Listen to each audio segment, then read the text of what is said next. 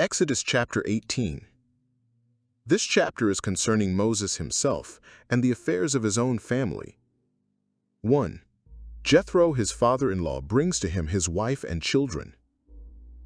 2. Moses entertains his father-in-law with great respect. 3.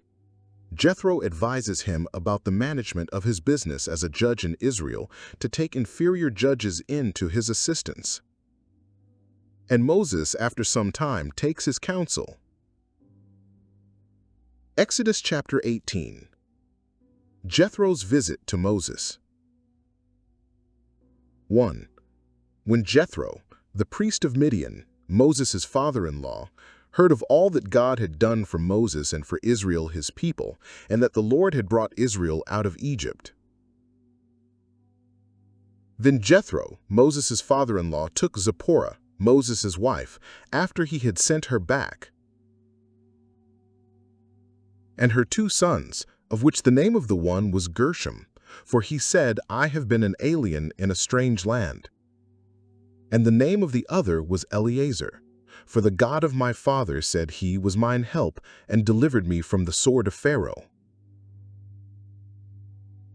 And Jethro, Moses' father-in-law, came with his sons and his wife unto Moses into the wilderness, where he encamped at the mount of God. And he said unto Moses, I, thy father-in-law Jethro, am come unto thee, and thy wife, and her 2 sons with her. This incident may very well be allowed to have happened as it is placed here, before the giving of the law, and not, as some place it, in connection with what is recorded Numbers 10, 11, 29, etc. Sacrifices were offered before. In these mentioned here, verse 12, it is observable that Jethro is said to take them, not Aaron. And as to Jethro's advising Moses to constitute judges under him, though it is intimate, verse 13, that the occasion of his giving that advice was on the morrow, yet it does not follow but that Moses' settlement of that affair might be some time after, when the law was given, as it is placed Deuteronomy 1:9. It is plain that Jethro himself would not have him make this alteration in the government till he had received instructions from God about it, verse 23, which he did not till some time after. Jethro comes, to congratulate the happiness of Israel, and particularly the honor of Moses his son-in-law. And now Jethro thinks himself well paid for all the kindness he had shown to Moses in his distress, and his daughter better matched than he could have expected. Jethro could not but hear what all the country rang of, the glorious appearances of God for his people Israel, verse 1. And he comes to inquire and inform himself more fully thereof, see Psalm 111:2. And to rejoice with them as one that had a true respect for both them and for their God. Though he, as a Midianite, was not to share with them in the promised land, yet he shared with them in the joy of their deliverance. We may thus make the comforts of others our own, by taking pleasure, as God does, in the prosperity of the righteous. 2. To bring Moses' wife and children to him. It seems he had sent them back, probably from the inn where his wife's aversion to the circumcision of her son had like to have cost him his life, chapter 4:25. Fearing lest they should prove a further hindrance, he sent them home to his father-in-law. He foresaw what discouragements he was likely to meet with in the court of Pharaoh, and therefore would not take any with him in his own family. He was of the tribe that said to his father, I have not known him, when service was to be done for God. Deuteronomy 33:9. Thus, Christ's disciples, when they were to go upon an expedition not much unlike that of Moses, were to forsake wife and children. Matthew 19:29. But though there might be reason for the separation that was between Moses and his wife for a time, yet they must come together again as soon as ever they could with any convenience. It is the law of the relation. You husbands, dwell with your wives, 1 Peter 3:7. Jethro, we may suppose, was glad of his daughter's company, and fond of her children, yet he would not keep her from her husband, nor them from their father, verses 5 and 6. Moses must have his family with him, that while he ruled the church of God, he might set a good example of prudence in family government, 1 Timothy 3:5.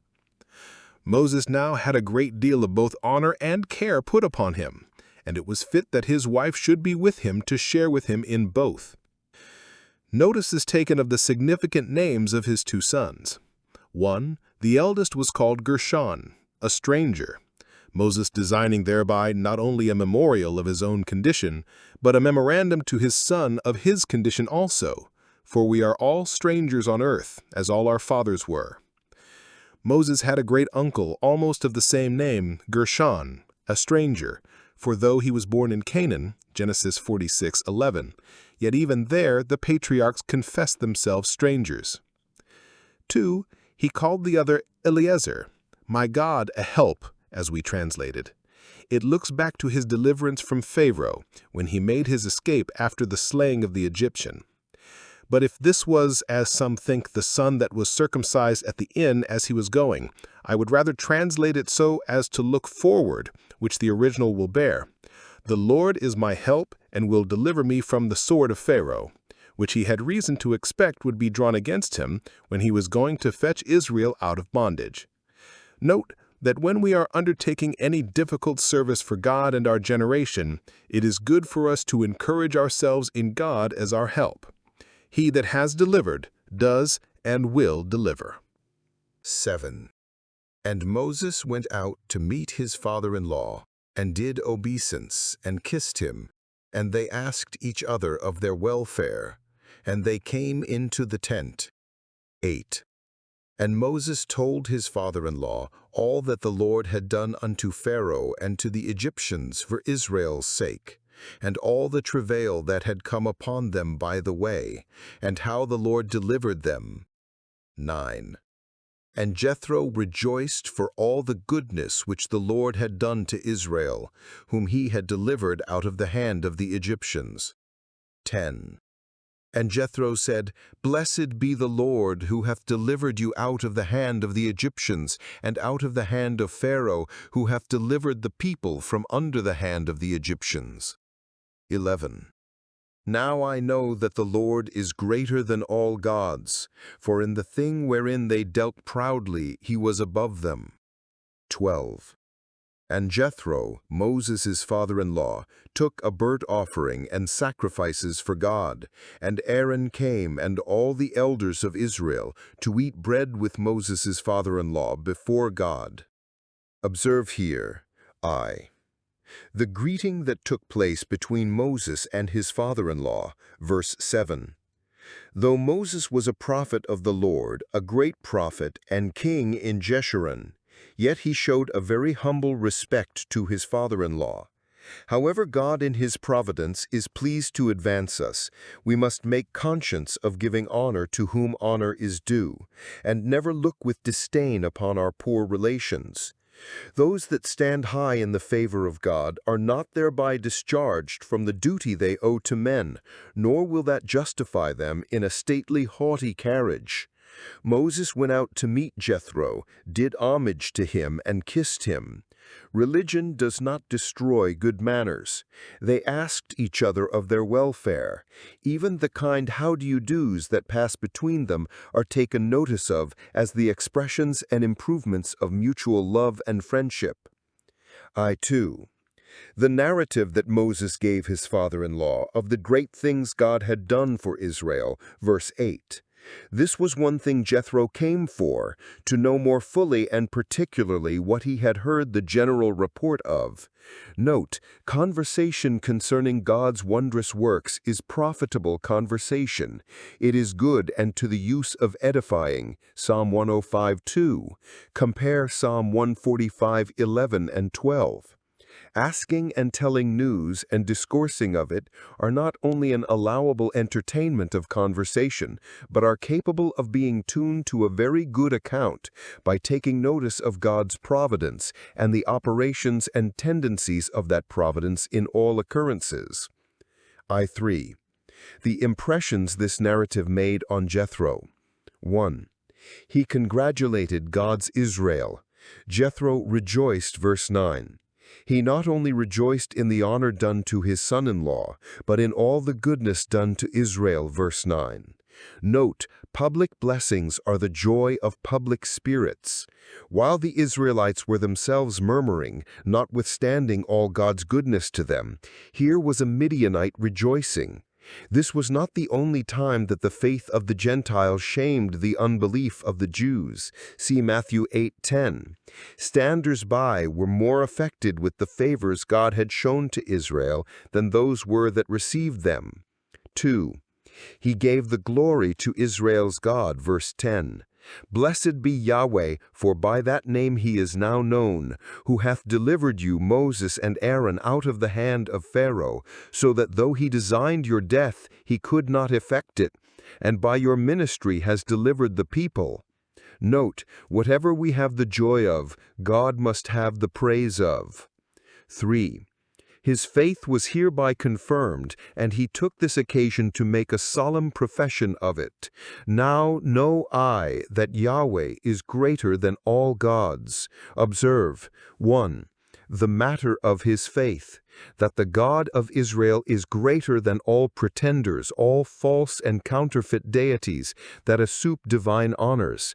He silences them, subdues them, and is too hard for them all, and therefore is himself the only living and true God.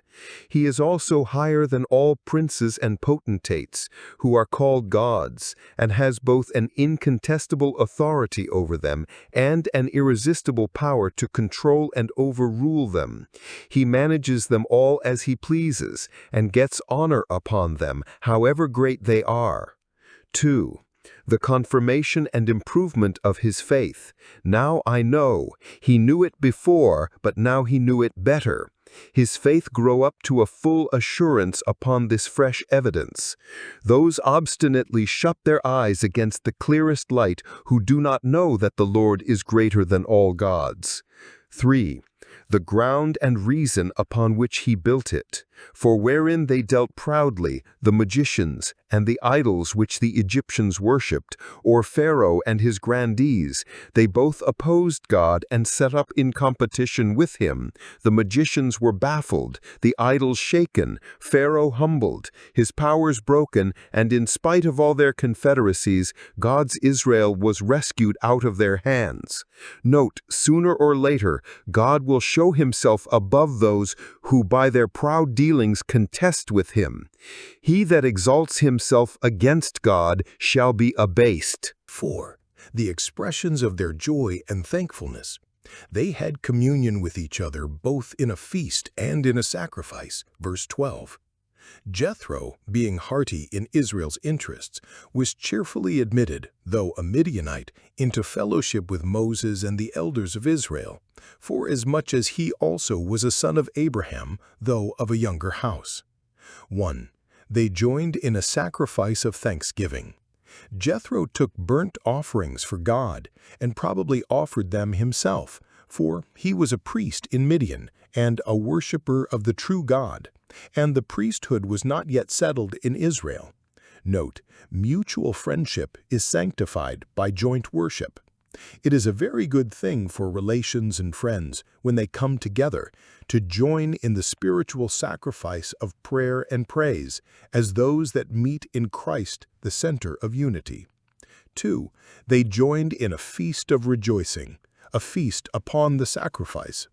Moses, upon this occasion, invited his relations and friends to an entertainment in his own tent, a laudable usage among friends, and which Christ himself not only warranted but recommended by his acceptance of such invitations. This was a temperate feast. They did eat bread. This bread, we may suppose, was manna. Jethro must see and taste that bread from heaven, and though a Gentile is as welcome to it as any Israelite, the Gentiles still are so to Christ, the bread of life. It was a feast kept after a godly sort. They did eat bread before God, soberly, thankfully, in the fear of God, and their table talk was such as became saints. Thus we must eat and drink to the glory of God, behaving ourselves at our tables as those who believe that God's eye is upon us. Jethro's advice to Moses, 1491 BC. And it came to pass on the morrow that Moses sat to judge the people, and the people stood by Moses from the morning unto the even. And when Moses' father-in-law saw all that he did to the people, he said, What is this thing that thou doest to the people? Why sittest thou thyself alone, and all the people stand by thee from morning unto even? And Moses said unto his father-in-law, Because the people come unto me to inquire of God. When they have a matter, they come unto me, and I judge between one and another, and I do make them know the statutes of God and his laws. And Moses' father-in-law said unto him, The thing that thou doest is not good. Thou wilt surely wear away, both thou and this people that is with thee. For this thing is too heavy for thee. Thou art not able to perform it thyself alone. Hearken now unto my voice. I will give thee counsel, and God shall be with thee. Be thou for the people to Godward, that thou mayest bring the causes unto God. And thou shalt teach them ordinances and laws, and shalt show them the way wherein they must walk, and the work that they must do. Moreover, thou shalt provide out of all the people able men, such as fear God, men of truth, hating covetousness, and place such over them to be rulers of thousands, and rulers of hundreds, rulers of fifties, and rulers of tens. And they should let them judge the people at all seasons. And it shall be that every great matter they shall bring unto thee, but every small matter they shall judge. So shall it be easier for thyself, and they shall bear the burden with thee. If thou shalt do this thing, and God command thee so, then thou shalt be able to endure, and all this people shall also go to their place in peace. So Moses hearkened to the voice of his father-in-law, and did all that he had said. And Moses chose able men out of all Israel, and made them heads over the people, rulers of thousands, rulers of hundreds, rulers of fifties, and rulers of tens. And they judged the people at all seasons. The hard causes they brought unto Moses, but every small matter they judged themselves. And Moses let his father-in-law depart, and he went his way into his own land. Here is the great zeal and industry of Moses as a magistrate. 1. Having been employed to redeem Israel out of the house of bondage, herein he is a further type of Christ, that he is employed as a lawgiver and a judge among them. 1. He was to answer inquiries, to acquaint them with the will of God in doubtful cases, and to explain the laws of God that were already given them concerning the Sabbath, the manna, etc., besides the laws of nature relating both to piety and equity. Verse 15, they came to inquire of God, and happy it was for them that they had such an oracle to consult. We are ready to wish many a time that we had some such certain way of knowing God's mind when we are at a loss for what to do. Moses was faithful both to him that appointed him and to those that consulted him, and made them know the statutes of God and his laws. Verse 16. His business was not to make laws, but to make known God's laws. His place was but that of a servant. 2. He was to decide controversies and determine matters in variance, judging between a man and his fellow. Verse 16. And if the people were as quarrelsome one with another as they were with God, no doubt he had a great many causes brought before him, and the more because their trials put them to no expense, nor was the law costly to them. When a quarrel happened in Egypt and Moses would have reconciled the contenders, they asked, Who made thee a prince and a judge? but now it was past dispute that God had made him one, and they humbly attend him who they had then proudly rejected. 2. Such was the business Moses was called to, and it appears that he did it, 1. With great consideration, which some think is intimated in his posture. He sat to judge, verse 13, composed and sedate. 2.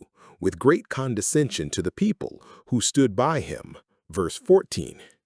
He was very easy of access. The meanest Israelite was welcome himself to bring his cause before him. 3. With great constancy and closeness of application. 1. Though Jethro his father-in-law was with him, which might have given him a good pretense for a vacation, he might have adjourned the court for that day, or at least have shortened it, yet he sat even the next day after his coming, from morning till evening. Note, necessary business must always take place of ceremonious attentions. It is too great a compliment to our friends to prefer the enjoyment of their company before our duty to God, which ought to be done, while yet the other is not left undone. 2. Though Moses was advanced to great honor, yet he did not therefore take his ease and throw on others the burden of care and business. No, he thought his preferment, instead of discharging him from service, made it more obligatory upon him. Those think of themselves above what is meet who think it below them to do good. It is the honor of even angels themselves to be serviceable. 3. Though the people had been provoking to him and were ready to stone him, chapter 17, verse 4, yet still he made himself the servant of all. Note, though others fail in their duty to us, yet we must not therefore neglect ours to them. 4. Though he was an old man, yet he kept to his business from morning to night, and made it his meat and drink to do it. God had given him great strength both of body and mind, which enabled him to go through a great deal of work with ease and pleasure. And for the encouragement of others to spend and be spent in the service of God, it proved that after all his labors, his natural force was not diminished. Those that wait on the Lord and his service shall renew their strength. 2. The great prudence and consideration of Jethro as a friend. 1. He disliked the method that Moses took and was so free with him as to tell him so. Verse 14, 17, and 18. He thought it was too much business for Moses to undertake alone, that it would be a prejudice to his health and too great a fatigue to him, and also that it would make the administration of justice tiresome to the people. And therefore he tells him plainly, it is not good. Note, there may be overdoing even in well-doing, and therefore our zeal must always be governed by discretion, that our good may not be evil spoken of.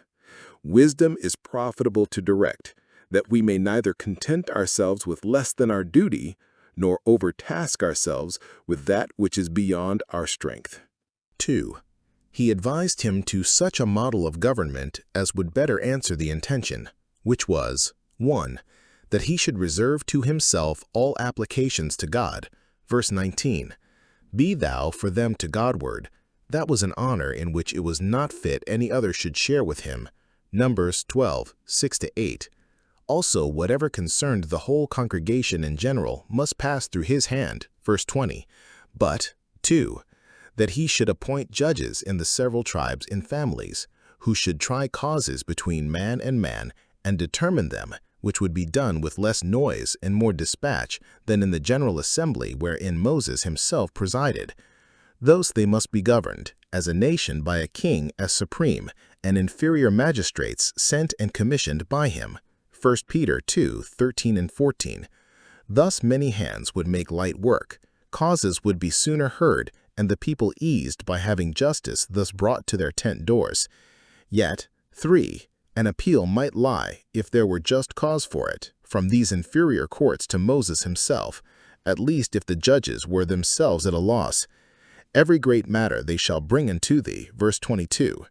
Thus that great man would be the more serviceable by being employed only in great matters. Note that those whose gifts and stations are most eminent may yet be greatly furthered in their work by the assistance of those that are every way their inferiors, whom therefore they should not despise. The head has need of the hands and feet, 1 Corinthians 12:21. Great men should not only study to be useful themselves, but contrive how to make others useful, according as their capacity is. Such is Jethro's advice, by which it appears that though Moses excelled him in prophecy, he excelled Moses in politics. Yet, 3. He adds 2 qualifications to his counsel. 1. That great care should be taken in the choice of the persons who should be admitted into this trust. Verse 21. They must be able men, etc. It was requisite that they should be men of the very best character. 1. For judgment and resolution. 2. For piety and religion, such as fear God, as believe there is a God above them, whose eye is upon them, to whom they are accountable, and of whose judgment they stand in awe, conscientious men, that dare not do a base thing, though they could do it ever so secretly and securely. The fear of God is that principle which will best fortify a man against all temptations to injustice. Nehemiah 5:15. Genesis 42:18. 3. For integrity and honesty, men of truth, whose word one may take, and whose fidelity one may rely on, who would not for a world tell a lie, betray a trust, or act an insidious part. 4. For noble and generous contempt of worldly wealth, hating covetousness, not only not seeking bribes nor aiming to enrich themselves, but abhorring the thought of it. He is fit to be a magistrate, and he alone, who despiseth the gain of oppressions, and shaketh his hands from the holding of bribes. Isaiah 33:15. And 2. That he should attend God's direction in the case. Verse 23. If thou shalt do this thing, and God command thee so. Jethro knew that Moses had a better counselor than he was, and to his counsel he refers him. Note that advice must be given with a humble submission to the word and providence of God, which must always overrule. Now Moses did not despise this advice because it came from one not acquainted, as he was, with the words of God and the visions of the Almighty, but he hearkened to the voice of his father-in-law. Verse 24. When he came to consider the thing, he saw the reasonableness of what his father-in-law proposed and resolved to put it in practice, which he did soon afterwards when he had received directions from God in the matter. Note that those are not so wise as they would be thought to be, who think themselves too wise to be counseled. For a wise man, one who is truly so, will hear, and will increase learning, and not slight good counsel, though given by an inferior. Moses did not leave the election of the magistrates to the people who had already done enough to prove themselves unfit for such a trust, but he chose them and appointed them, some for greater, others for lesser division, the lesser probably subordinate to the greater. We have reason to value government as a very great mercy, and to thank God for laws and magistrates, so that we are not like the fishes of the sea, where the greater devour the less. 3. Jethro's return to his own land. Verse 27. No doubt he took home with him the improvements he had made in the knowledge of God, and communicated them to his neighbors for their instruction. It is supposed that the Kenites, mentioned in 1 Samuel 15:6, were the progeny of Jethro, compared Judges 1:16, and they are there taken under special protection for the kindness their ancestor here showed to Israel. The goodwill shown to God's people, even in the smallest instances, shall in no wise lose its reward, but shall be recompensed at the farthest in the resurrection.